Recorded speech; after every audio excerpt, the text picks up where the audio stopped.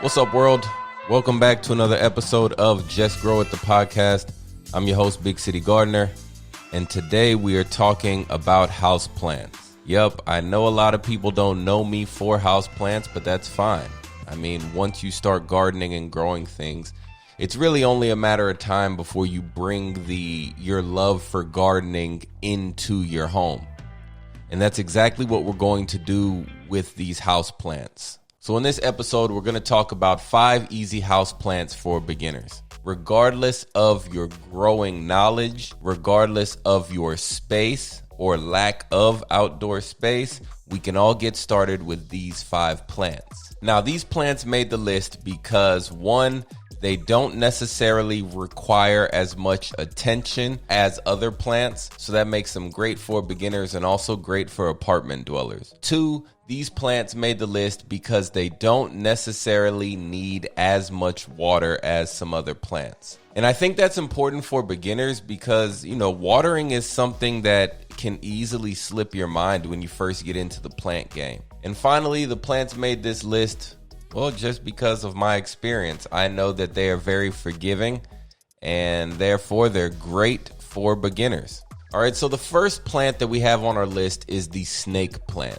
Now, what I love about the snake plant is that they can grow extremely tall. I mean, tall for houseplants, okay? I've seen some snake plants get up to almost 2 feet long. I think if you pot them in the right size pot, they can add a beautiful element to your houseplant lineup. Now, a snake plant is a member of the succulent family, so you want to make sure that you plant it in loose soil that drains easily. Now, like I mentioned, this snake plant in particular, since it is in the succulent family, it does not want to be overwatered. As a matter of fact, I know from experience, and you will also know, that you can leave a snake plant for weeks. You cannot water it. Basically, forget about it for weeks and it will still be perfectly happy. Now, as far as lighting for these plants, you can place snake plants in an area that receives moderate or even low light and they will be perfectly happy. Or you can place these plants in a bright room,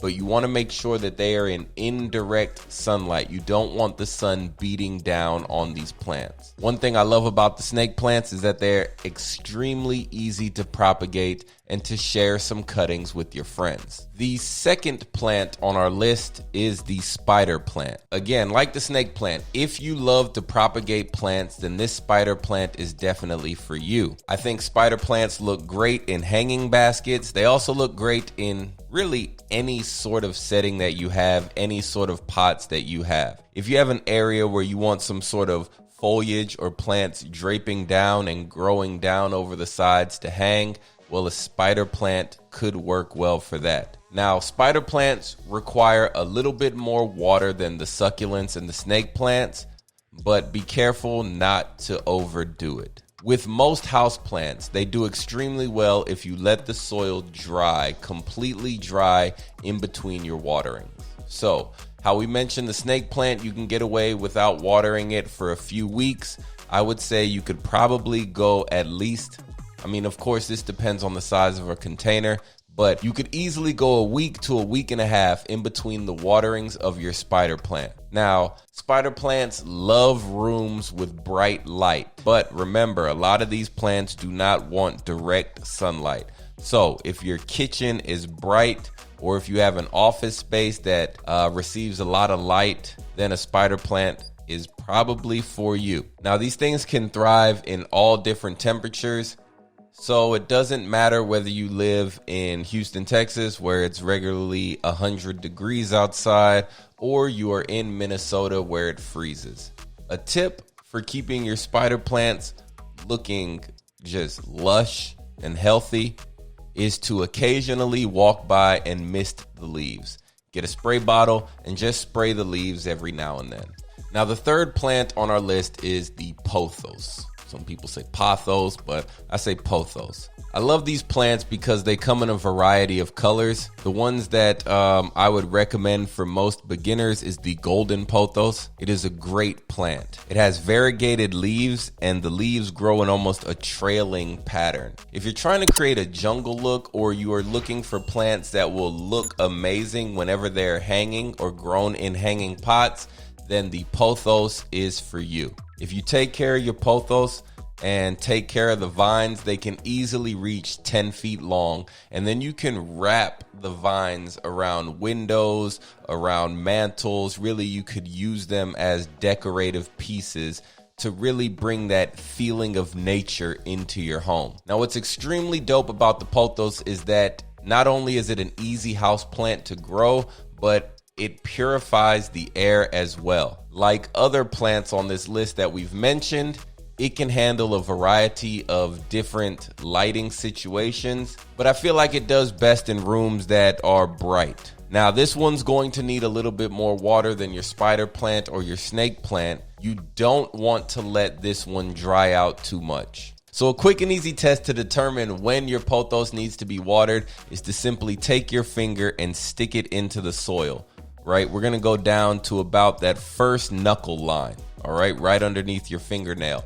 If the soil is dry when you stick your finger in, then that means that it needs to be watered. One thing I really like to do, or an easy way to make sure that your plants are receiving the necessary water, is to just set up a watering schedule. So once a week, once every 2 weeks, you could take all of your house plants down and then do something like take them over into the shower, turn on your shower, and just allow the plants to get a good soaking.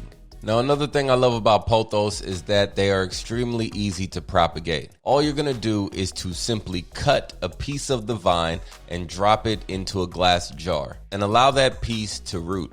Once it roots, you can easily take that and drop it in another pot and grow another plant from it. All right, the fourth plant on this list is aloe. All right, aloe is probably one of the most forgiving plants that you can grow. It's a member of the succulent family, which means it does not need a lot of water in order to thrive and survive. Now, one thing I love about growing the aloe plant is if you get the right variety, one, you can use it to make all sorts of things, right? You can use it to make any sort of lotion, you can use it to put in your hair, and you can even eat the gel on the inside. And you can even just cut it and put it directly on any sort of minor cuts, sunburns, or bruises that you may have. So it's sort of like a dual purpose plant. It's a great way to transition from growing house plants into growing edibles. Now, this plant, the aloe, does prefer bright but indirect sunlight. What's great about it is you can keep an aloe plant in the same container for a few years. Now, a tip.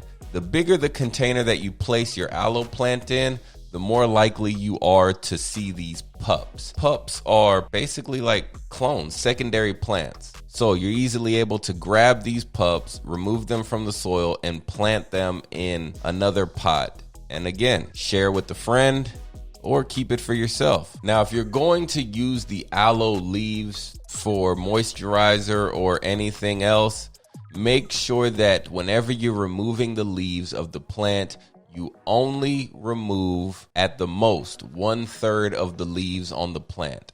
That will make sure that the plant still has enough leaves so that it can continue with the photosynthesis process and keep growing. Now, the fifth plant on this list, on my list, now you'll see other people say other things, but hey, this is my list. The fifth plant is any sort of Dracaena. Okay, so this could be the lucky bamboo, for example. I know you've seen this at any nursery or grocery store that you've been to.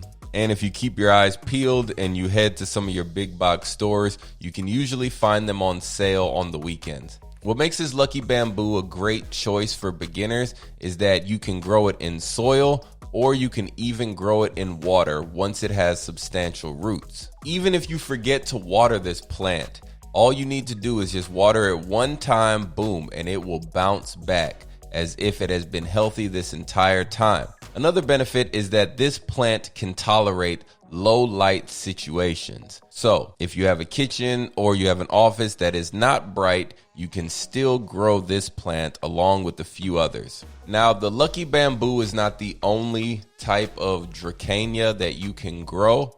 There's another choice. I believe it's called the dragon tree. It looks like a small palm tree, but it can get up to about 10 feet tall. But any plant from this family will have the same characteristics. It's a great plant to get you started with houseplants. So those are 5 easy houseplants for anybody who is looking to get started bringing in any sort of, plant life into their gardening space or into their home, and they may not be gardeners. Now, I'm going to list off a few other plants that I think are easy plants, easy house plants for beginners. I'm just going to say them by their common names, and if you want to, you can Google them and look them up. So another one is the cast iron plant. Another one is the Chinese evergreen. Another one is the holiday cactus. My grandma loves growing these. You can look for a jade plant. You can look for a peace lily. All right, these are usually what you see in all sorts of any sort of corporate office. It's almost like the plant that everybody sends as a gift. But yeah, these are another very easy plant to grow and to get started with gardening.